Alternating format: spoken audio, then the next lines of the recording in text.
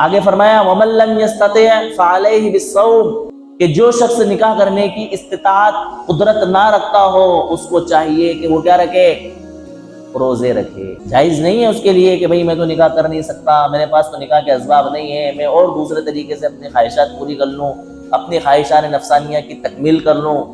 اجازت نہیں دی شریعت۔ فرمایا اس کا حل ہم نے آپ کو بتایا کہ آپ کیا کرو؟ روزے رکھو۔ روزے رکھنا انسان کی شہوت نفسانیہ کو کیا کرتا ہے؟ کمزور کرتا ہے، توڑتا ہے۔ صحابہ نے پوچھا یا رسول اللہ صلی اللہ علیہ وسلم کیا ہم خصی ہو سکتے ہیں؟ یعنی ایک آلے کے ذریعے انسان کی قوت مردانگی کو ختم کر دینا، یہ کیا کہلاتا ہے؟ خصی کہلاتا ہے۔ جانوروں میں تو ہم خصی سمجھتے ہیں، انسانوں میں بھی خصی کرنے کے کئی طریقے رائج ہیں، پہلے بھی تھے ابھی بھی ہیں۔ پرانے طریقوں میں نس بندی ایک طریقہ ہوا کرتا تھا، آج کے طریقوں میں دوائیاں، گولیاں، بہت ساری چیزیں اس طرح کی چل رہی ہیں۔ اللہ کے رسول نے فرمایا جو شخص خصی بنے یا کسی کو خصی کرے وہ ہم میں سے نہیں۔ کیا فرمایا اللہ کے رسول نے؟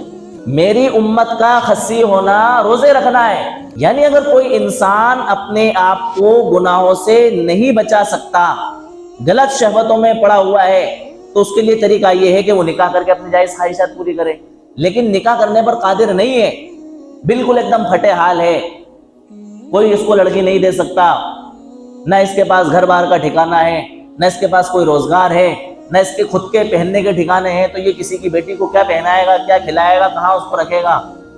تو کیا ایسا انسان خصی ہو جائے؟ فرمایا نہیں، اس کو خصی ہونے کی اجازت نہیں ہے، بلکہ یہ انتظار کرے جب اس کے حالات بہتر ہو جائیں گے اس وقت یہ نکاح کرے، اس سے پہلے یہ اپنے آپ کو گناہوں سے بچانے کے لیے کیا کرے؟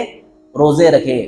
کتنی اہمیت ہمارے وہاں نکاح کی شریعت نے بتلائی۔ آپ اپنی ضرورتوں کے پورا نہ ہونے کی وجہ سے یہ بہانہ نہیں بنا سکتے کہ میں تو مجبور تھا اپنے نفس کے غلبے کی وجہ سے، میرے پاس اسباب نہیں تھے، میرے پاس اختیارات نہیں تھے، میرے گھر کے لوگ میرے کہنے میں نہیں تھے، میں کیسے اپنے گھر والوں سے کہتا؟ نہیں نہیں نہیں، کوئی بہانہ نہیں چلے، آپ روزے رکھو۔ جب تک آپ کا انتظام نہیں ہوتا آپ روزے رکھو۔ روزوں کے ذریعے آپ اپنی خواہشات کو توڑو، ان کو کمزور کرو۔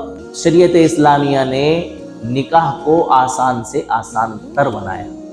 کیوں؟ اس لیے بنایا کہ یہ دنیا میں بسنے والے ہر انسان کی اشد ضرورت ہے، اور جو ضرورت جتنی زیادہ ہوتی ہے اس ضرورت کو اللہ تعالیٰ کا یہ نظام ہے، قدرت کا یہ نظام ہے کہ اس کو اتنا ہی آسان بنا دیتے ہیں۔ جیسے میں نے مثال سے ابھی سمجھایا کہ سانس انسان کی سب سے زیادہ ضرورت ہے، اللہ تعالیٰ نے سانس لینے کو اور سانس چھوڑنے کو بہت آسان بنا دیا۔ کوئی دقت ہمیں ہوتی ہے؟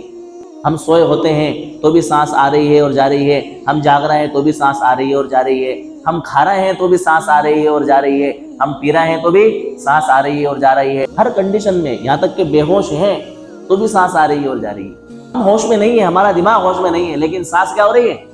آ رہی ہے اور جا رہی ہے۔ اتنا آسان اللہ نے بنا دیا۔ تو نکاح کو اللہ تعالیٰ نے کتنا آسان بنایا، اس چیز کو ہمیں سمجھنا ہے، اور ہمارے معاشرے نے دیگر لوگوں کی ریتی رواج کی وجہ سے اس کو کتنا مشکل بنا لیا، ان چیزوں کو ہمیں اپنے معاشرے سے دھیرے دھیرے کیا کرنا ہے؟